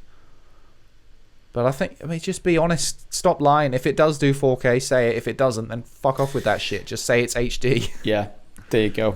Thanks for the question, Earthworm Ben. We've got 3 left. 3? Yeah, okay. We'll try and bounce through these. Cloney99. On account of a video Loachgar recently posted in the memes channel on the Discord, as you are now becoming more and more of a games journalist TM, while producing content for the channel, do you feel it increasingly hard to finish games on a higher difficulty? Do you see yourself scratching out lower numbers from your shopping list and making them above 7.5 so you can look at them pleased with yourself? Also, Gaz, did you have trouble playing games on hard mode even before you became a full-time YouTuber? If it wasn't obvious yet, I jest. You little motherfucker. On hard mode, it depends. If it's a grand strategy game, like Total War, I always played on very hard. Because I'm familiar, I played it so often, you're familiar with how the game played and that. So Rome Total War, very hard. Come at me, bro. But when it comes to like third-person action games with a controller, where you've got to dodge, you got to time your dodge moves very importantly. Otherwise, get good scrub. I mean, sack that shit. I mean, I'm not good at that. I can accept it. But we all have our strengths and weaknesses. Yeah, I mean, I've said it before. I'll normally go for hard mode on a replay rather than the first run. Unless, well, I think I did The Last of Us 2 on hard straight away. But that's because I had literally just played the first one on hard, and mechanically they're basically the same. As when it comes to being a games journalist, if I'm reviewing something and I've got to do it quickly, then I'll play it on default, because that's my brain is always like, well, whatever the default setting is, that's what I'm going for, and if I want it to be harder, then I'll do that on a return visit. But there's always the meme of games journalist difficulty, and that sometimes I'm like, how the fuck have you got through this so fast? And the answer is because you played it on easy. I can't prove that. I mean, I've got no evidence, but you definitely fucking did. Yeah, I remember playing God of War on hard and just dipping it down to normal whenever I got an issue. But there's no shame if you do want to play on easy. But I think as a journalist, you should be playing the game the way it's supposed to be played, not on just easy mode. If there is only easy mode, then that's it. The game is easy. I mean, if you're doing your job as in a thorough review, right? You got to try it in all different difficulties, because you think about a game like The Last of Us Part 2, the way that the AI scales on different difficulty levels, the way that they start flanking you more and talking with each other more, and you've got to understand how the game works in that way in order to give a well balanced review. I mean, I wouldn't say it's essential, but I'd say that a great in-depth review will mention how well enemies scale at better difficulties or higher difficulties anyway. And more games are adding in the ability to change difficulty mid-gameplay rather than having to like go back to the very, very beginning or anything like that. Well, speaking of enemy scaling, I was supposed to touch on it earlier with Avengers, but I didn't. What is the point in gear grindy games if the enemies also go up in level as you do? What's the fucking point? You're not stronger because they're as high level as you. Like, that's part of the fun of like RPGs and stuff. You walk through an area, and oh, this is really hard. Then you go, move on. Then you come back there, and it's like, bitch, please, this is nothing. You're wiping people out with your ridiculous weapons. What's the fucking point if they're always as strong as you are? It's a waste of time. Point? What's the fucking point? That's my one of my wife's main phrases. What's the fucking point? What's the fucking point? Get out of here with that shit. I get that. So thanks for the question, or the first question, Clint. We've got another one. We'll come back to you in a second. Okay, this next one is from... Oh, it's your YouTube. So Metal Shark's asking, can we get an update / summation about the state of YouTube copyright and monetization? Wow, this is the kind of worms for content creators, with the challenges that Henry's been through recently, and yourself, guys, with the guitar channel / website. So you've experienced some issues recently with getting so I had things claimed.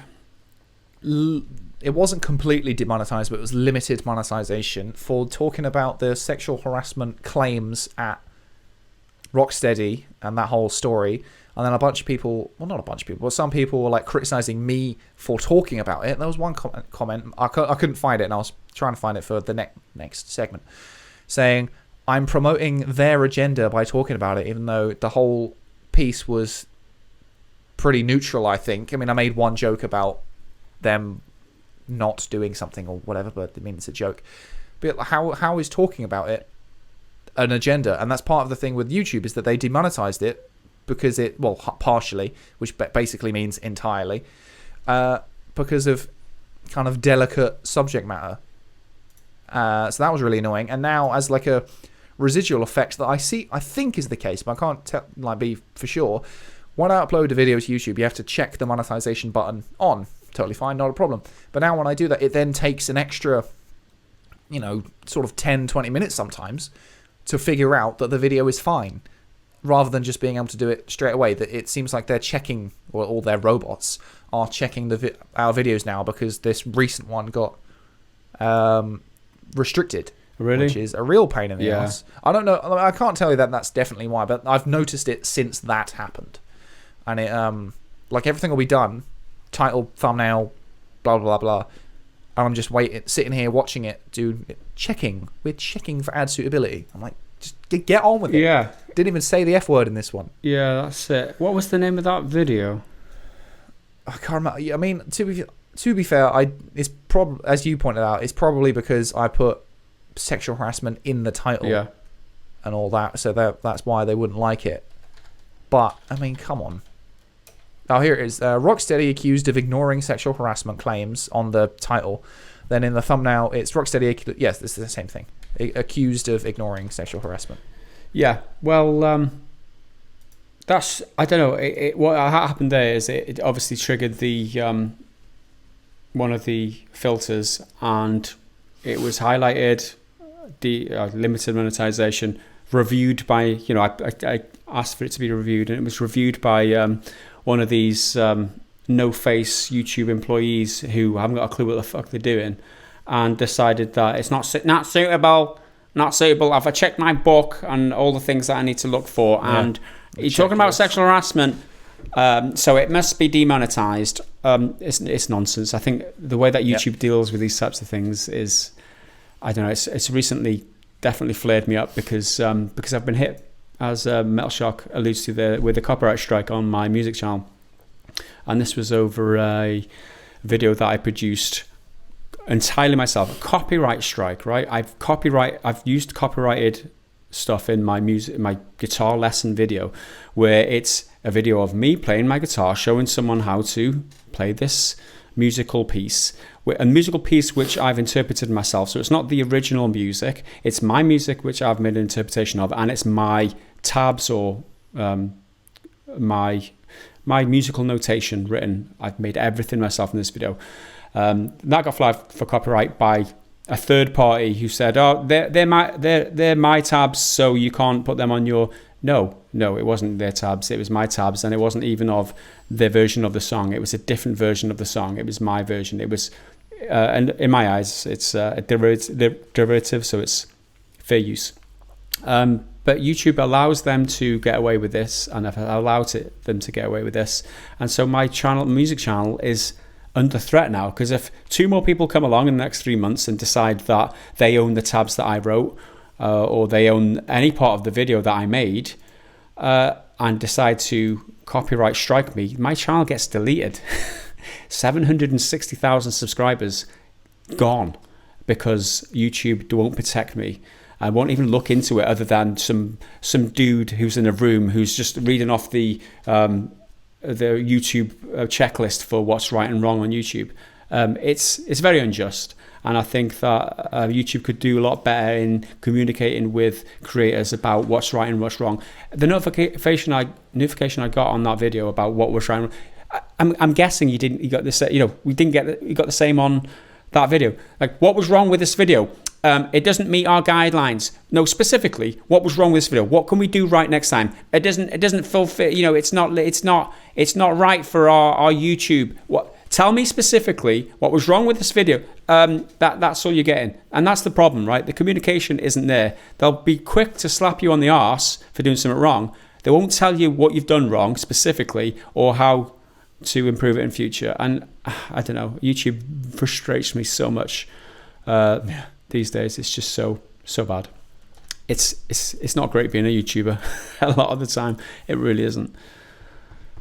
So, and also Markiplier, for those of you who are familiar with that creator, he's tens of millions of subscribers. He's definitely in the double digits of millions of subscribers. He got hit with a copyright strike for using what was supposedly graphical violence in one of his videos, and it's basically people dressed up in a SpongeBob outfit and just play fighting on a street, for example.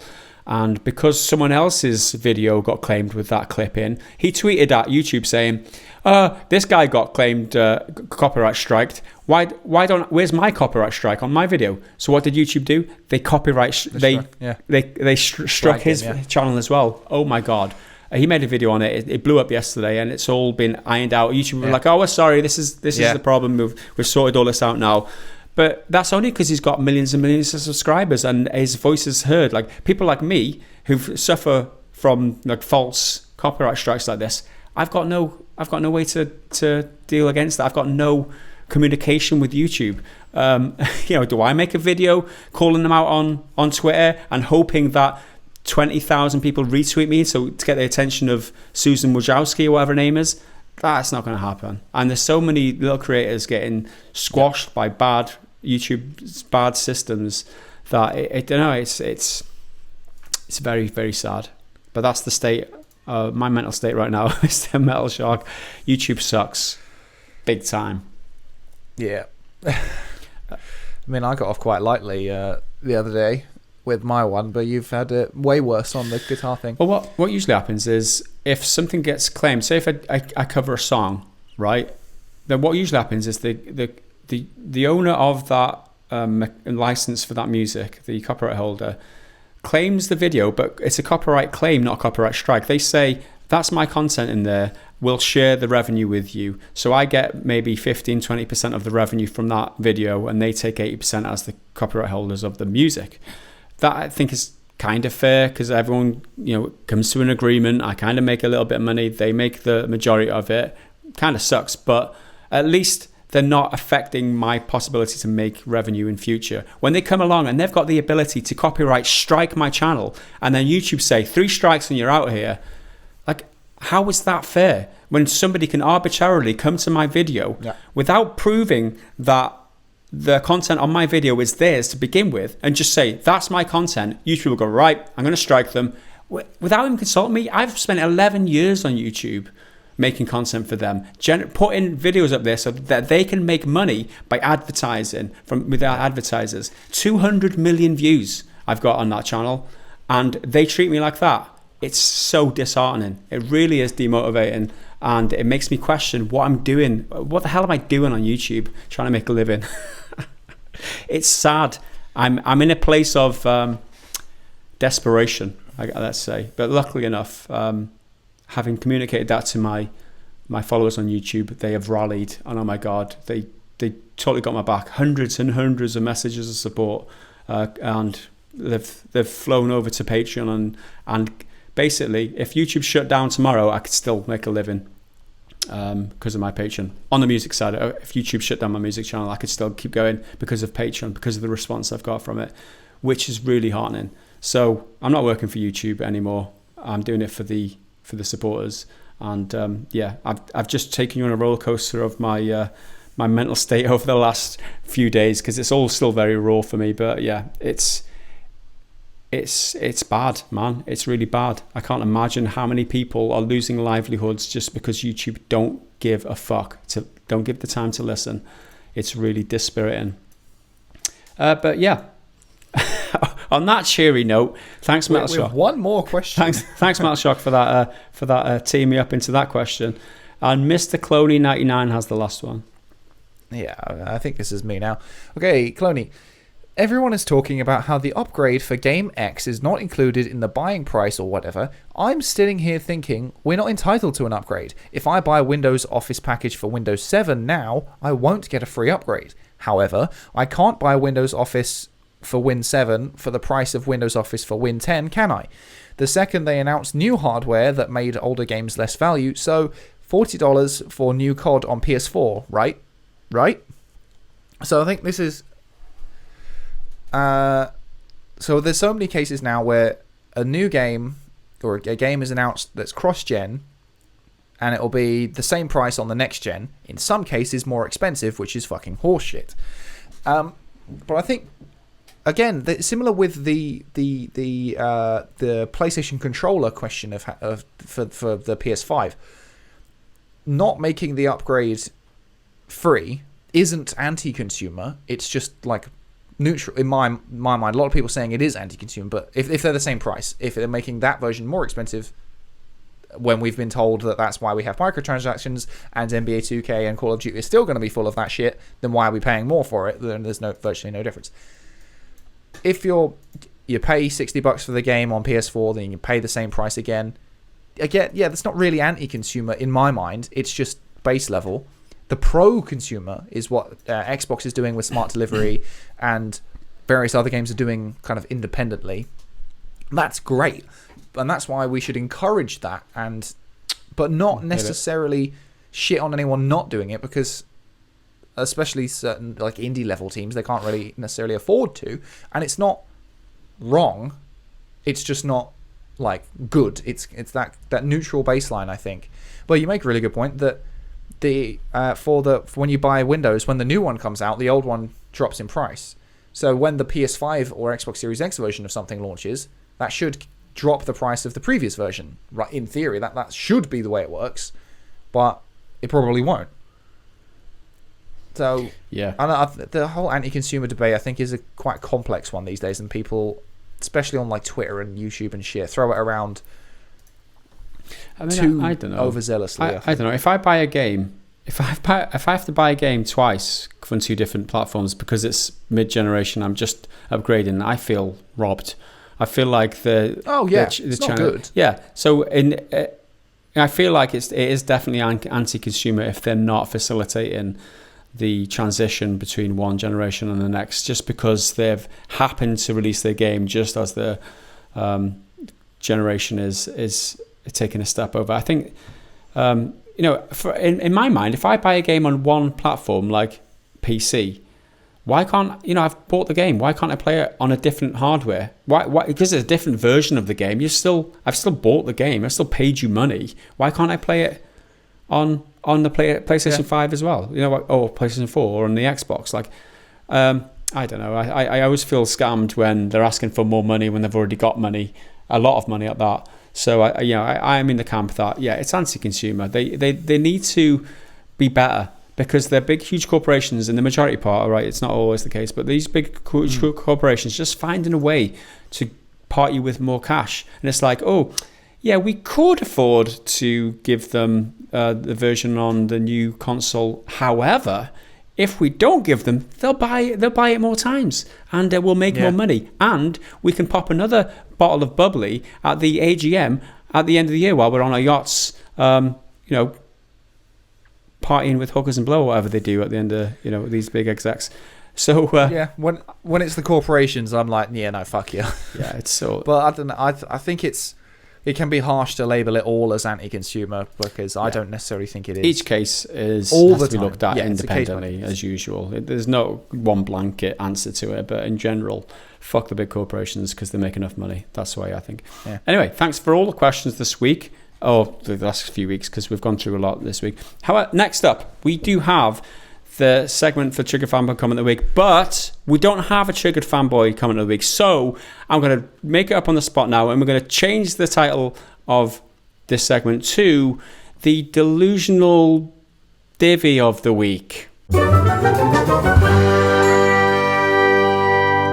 So this week's Delusional Divvy of the Week actually commented a couple of weeks ago, but since it's the first podcast since, A2 commented, are you ready for it? Henry looks so hot when he doesn't shave. I mean, that's pretty delusional, right? It's a little, he's lost grasp with humanity there, hasn't he, Henry? With reality. I looked hot if I do shave, so that's what you're mistaken. Wow, I wasn't expecting that. I mean, it's kind of odd. I don't know what to. I'm sure you get the same way, but like, if anyone puts any like sort of flattery comments like that, I'm like what do you want? Like, what am I supposed to reply? Like, I don't know how to receive that. I mean, I'm not very good at taking compliments in the real world anyway. But to be fair, the last part of that comment did say, "Yes, this pandemic has made me a thirsty motherfucker." Oh, see, there you go. It's barely a compliment. It's more like, he'll just take what he can get, or she, or whomever. Yeah. Well, but there you go. I mean, thank you. It's a positive comment. It's a positive comment. I mean, that's true. It is a positive comment. Well, if it's coming from A2, because A2, she's from near Automata, right? That's correct. And she's smoking hot, so if she wants it, then why not? You may be an android, but you'll get it. I'm willing to deal with it. There you go. So yeah, I was thinking on the spot there. That wasn't the best segment in the world, but I've got a couple of comments from over the last few weeks which are kind of funny. So let's just do the other comments. So do you have any at all? Yeah, I've got I think 5 or 6 that are kind of interesting or just springing off points. So this one is on last week's video about Gotham Knights not being Well, the dev's saying that it's not games as a service, although who really knows. Fall Guys being the biggest PS Plus game ever, and Call of Duty Cold War was officially revealed. So this one, if I can find it again, said... So I mentioned how Fall Guys is great fun, and it's a silly little party game, but the microtransactions are a bit annoying because it's full price. And this person said, Matt Alstein, and I think a few people have shared a similar sort of comments, but the game is only $20, therefore it isn't full price. But I think he may have misinterpreted what I meant by full price. And I don't mean full industry standard price, as in 40 quid, or 50 quid and $60. It's, you're paying for the whole thing. It's not like you're paying for like part of it. You're paying for the full game. If whole price. That's the whole price is perhaps a better way. Or, $20 is much cheaper than $60. But I still don't think you should be putting microtransactions in there because you're still paying for the game. The game is only that price because it's limited in scope. It's a premium product. It's not. Yeah, you're paying money for the beginning and end of it, and then you're having to pay more on top, which I don't really like. Yeah, $20 is cheap. Well, cheaper. But charge us 25 and don't give us that bullshit. Exactly. Just there you go. Leave it on. Yeah, that's an interesting comment. Next up, I've got a comment on the Mass Effect Remastered video. Cloney says, quotes, sweaty mouse and keyboard players. And then he comments, haha, fuck off. I told you that in confidence, Henry. Well, I mean, I'm not saying how you're getting sweaty. You could be sweaty by doing various nefarious things. But let's not get into that. Whatever you do in the privacy of your own home is your business. So. There you go. Yeah, you did refer to the PC gamers as sweaty mouse and keyboard players, and well, I think it was something to do with cheating. Yeah. The Call of Duty cheaters and how in the past people deactivated crossplay. But it's true. Mouse and keyboard have a massive advantage over controller players because the freedom of the mouse to be able to shoot better. It's not saying that you're all dirtbags who live in your basements, but these days you got control. Consoles, you got aim assist. So and that's not good. Console players have to cheat in order to keep up with the mouse and keyboard players, right? You have to. That's literally an aimbot. Yeah, no one likes aim assist. Well, I mean, I'm sure some people do, but just get rid of it. I'll play with my controller if I want to. I'll play on a mouse and keyboard if I want to, but know that if you're on a mouse and keyboard, you're probably gonna fuck some people up. But to be fair, it's Call of Duty. It doesn't matter what I'm playing with. I'm still gonna get annihilated. There you go. You got another one? So I've got another one here from, again, I think it's the same video, the Mass Effect one, from Justin. I love that tone in your voice when you talk about cheaters, my man. I bet we could sit in a pub all day and just talk about cheating scum. Haha. And I feel like I don't know, I just like this one because I like the idea of just sitting in a pub and just ranting about video game shit, because anytime I do it in the real world, well, I haven't done it for a while because of the world, people just sort of glaze over and they're like, oh, whatever, here he goes again, old man shouting at a cloud. But it's fun. So if we can find a nice like-minded group and turn it into a drinking game, like anytime you I don't know. I don't really know where I'm going with this one. To be honest. It's a very hot day. My brain's starting to fall apart. Lost your train of thought there. Anyway, train of thought and motivation to keep the train running. Let's dig Henry out of this hole. And Vladimir Korneva is the next comment, and he says, I think he's quoting you from the video. 1499.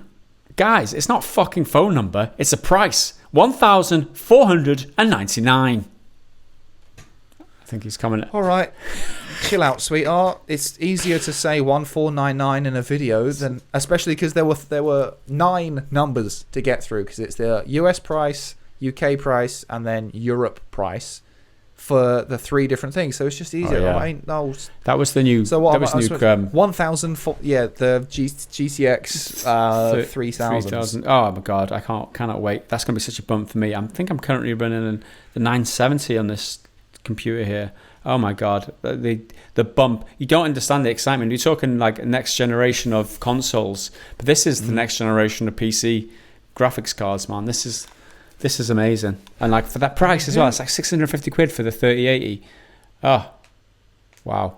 But I'm like $1,000, but over $1,000 for the 3090. I'm like, that's fucking insane. It is insane. Who has but that money? Nobody has that. Throw around. Nobody has that disposable I mean, income.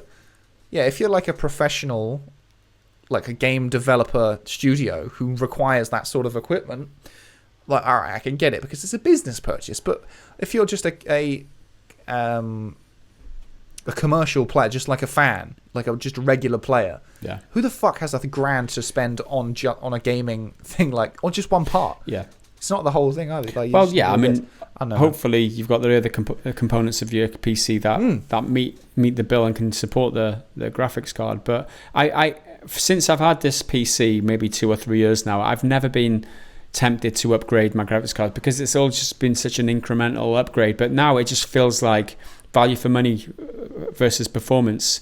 I'll maybe look into, whenever I can afford it, maybe looking to get the new, the 3080 in at some point if it dips in price or whatever for my birthday or something. I will definitely look at that now because it's gonna, talking to 4K gaming and RTX and all that, it's gonna it's gonna be a huge boost, which is amazing. Oh yeah, it all looks incredible in that Cyberpunk video. Those who would have thought we'd be so excited to look at puddles? Yeah, I mean, my birthday's in December, and Cyberpunk's in November, right? November. So if I can get a 3080 for my birthday, early December, and play Cyberpunk with it, I think that's my plan. I think that'll be my plan. Yeah. Just maybe cancel all my holidays, any holidays for the next 2 years, and throw my money into that card. That'll be good. Anyway, I'm out of comments now. The other one I've got is no good. How about yourself? Okay, I think I've got a couple more that I think are all right. So this one is kind of old now. It's on a video about the free multiplayer mode coming to Ghost of Tsushima, which I completely forgot was the thing until looking up comments for this segment. So they're adding a completely free multiplayer co-op mode for the game where it's like challenges and sort of survival modes and stuff. This person commented, Mellow Adasoji,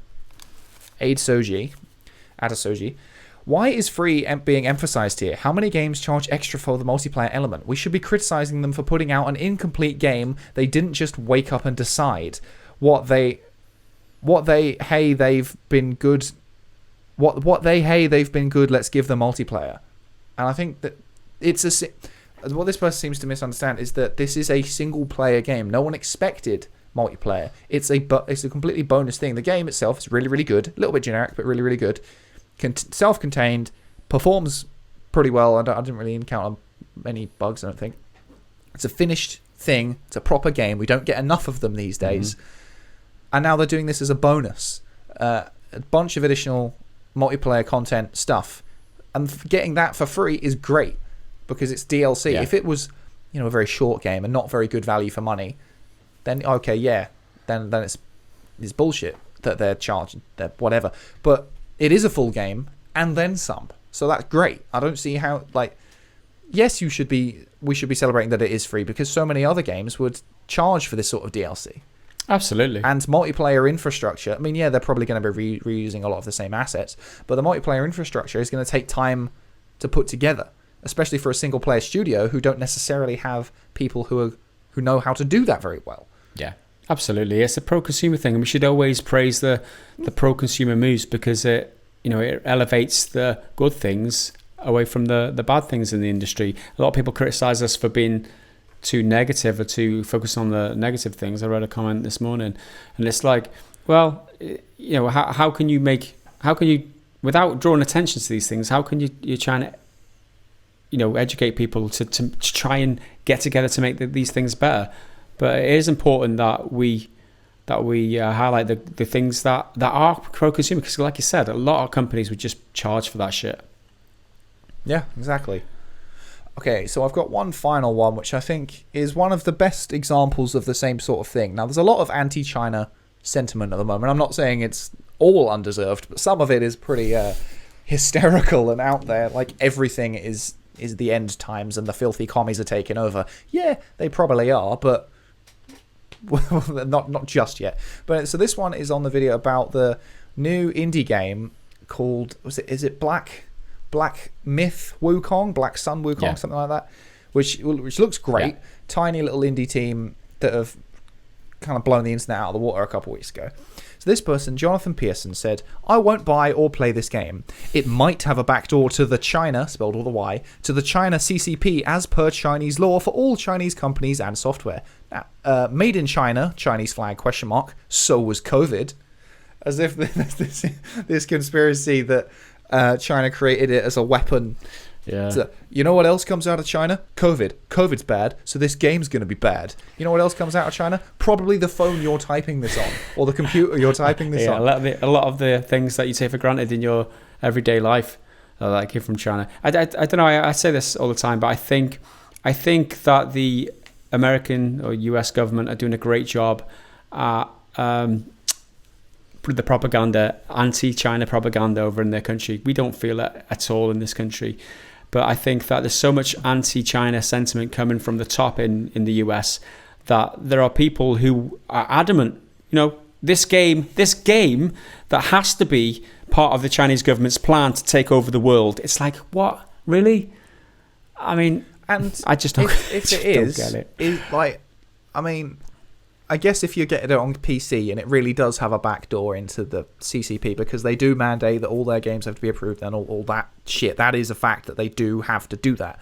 If this game is a backdoor, but you can just play it offline, or play it on something where you don't have anything to lose. I don't know. Maybe that's me finding excuses. I don't know. But what are they gonna find on my PlayStation?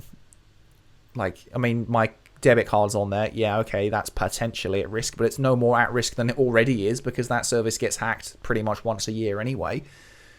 I don't know. I feel like there's a lot of... This guy got 26 replies, and it was quite an ongoing conversation with it. But I think there's so much anti-China sentiment, and a lot of it, totally there, totally get it, know what you mean. They censor a lot of shit with you there. But some of it, I'm like, oh, come on, have you got any proof? The whole TikTok thing, if TikTok getting banned, that's not proof. Trump has signed an executive order to get it done, but that's not proof. You need to prove it first. Yeah. It's certainly potentially. I'm not saying it. There's about as much proof that it is as much as that it isn't. So I don't know, man. That's it. China right now. People getting angry about things that again, and this is what we were saying earlier about Foster's fever making everything a little more tense, especially as it seems to have originated in China. Although there's a conspiracy saying that it comes out of China just as much as there's a conspiracy saying it came out somewhere else. I was driving. Funny story. I was driving to drop the kids off to school for their first day back after the 5-month hiatus that they had yesterday. So I was driving with a huge smile on my face yesterday. And I rounded the roundabout at the bottom of Denver here, and it was a Welsh independence group rally on the roundabout with huge banners. There was 10 of them, but they were stood there in face masks, and they had independent Wales banners and all this. And I'm like the state of the world today, where I think that's going to make a difference on a roundabout in Denby, in one of the most rural towns in North Wales. How is that going to make? Maybe they've mobilised online and they were doing it. I haven't seen anything in the news or anything, but that's just how people are these days. That's the world we're living in these days. I think it makes a difference. If you wanna go and do that, if you wanna, protest something, by all means, make your voice maybe heard. Don't set your town on fire. That's probably not a good fucking idea. But I'm gonna leave that there, and we should probably round up. Yeah, there you go. We've got one last segment before the final segment, which is the ending segment. And this next segment is the bad dad joke of the week. So I'm going to the Discord bad dad jokes channel for this one, because the tin has been made redundant by the fact that Henry's just not laughing. So they started well, and then they just quickly went downhill. The problem is you don't have any kids yet. I mean, once you get kids, you'll be tuned into the Dad FM frequency, and you'll laugh again. They'll laugh at anything. You want to get into the dad club. You want to get busy with your missus, and get us a lockdown baby. Anyway, nah, you're right. Put that aside for 1 second. This is the dad joke for this week. My wife found out I was cheating after she found all the letters I was hiding. She got mad and said she's never playing Scrabble with me again. Yeah. We played Scrabble at the weekend, and me and my girlfriend won, and we were chuffed because she hates Scrabble, but we kind of like you bullied her into it a little bit, but we won, so that was great. We got groups for 30 points, which was tremendous. Well done. Congratulations, Henry. Your life is a lot better than mine. My social life doesn't include any sort of that side. However, I did find a board game that my family probably wouldn't want to play. It's called Catan. Right? I don't know if any of you. It's a strategy game called Catan. It's about collecting resources and growing a little kind of empire on an island, and it's really, really cool. And I've been playing it it's not a mobile version on my phone, but if anyone wants to buy me a Christmas present, get me the board game Catan. I'm hoping my wife's... Actually, what would I prefer? That or the graphics card? The graphics card. There we go. Anyway, on that note, let's enter the final segment of today, which is the ending segment. And it just leaves for me to say thank you to all the patrons and everyone who supports us on Patreon and supports us bringing this content. Because like I said earlier, without the patrons, we don't exist, and we can't afford to generate content. Patreon is literally the reason why we're here. So everyone who does contribute on Patreon is very, very, very... we are very grateful for them. And if you have a mind to support us on our content, then head over to patreon.com/prettygoodgaming. And for as little as $1 a month, you can get access to the patron-only area on the Discord. You can get early access to these podcasts, as well as you can ask us questions for the podcast. And it really means a whole lot to us. And that leaves it. There's nothing else to do other than say thanks to everybody for watching, and on behalf of Henry and myself, we will see you again next time. Until then, bye for now.